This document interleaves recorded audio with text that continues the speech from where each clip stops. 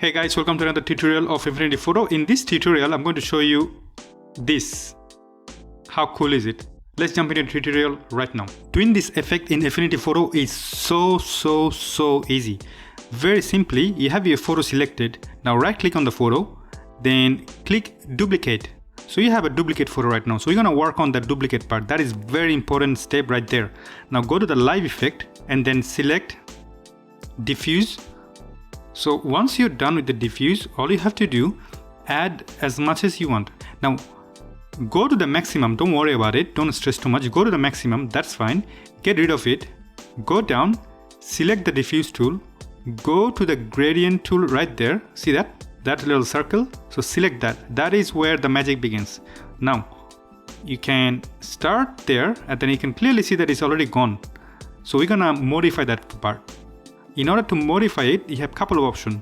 I'm gonna stick with only one, which is the easiest one. I don't know why I should show you the complicated one anyway. So I'm gonna show you the easy one. So once you have selected that, go there, right there, make the gray, this gray to white completely. So now you have 100% diffusion. Now go to the other end of the white, make it dark, like that. Now once you have done it, you have to do is a very simple procedure from now on. So you have to make it completely opposite, because now you're telling the white part to be affected and the darkest part to be unaffected. So that's the game. Stop it somewhere there.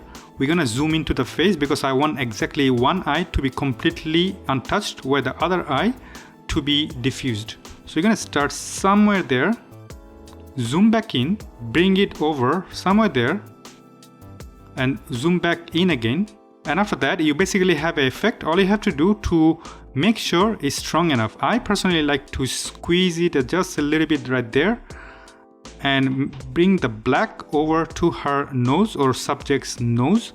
So I'm telling the software to start the effect from the nose all the way there. Now I'm going to deselect it to show you exactly what happened. As you can clearly see, we have a nice, beautiful diffusion effect. I can make this a little bit more strong, why not? So I'm gonna make it stronger so you have this amazing effect. So this is how you add diffusion effect in Affinity Photo. If you like this tutorial, hit like and subscribe and make sure you save this video for future practice. I see you later, bye bye.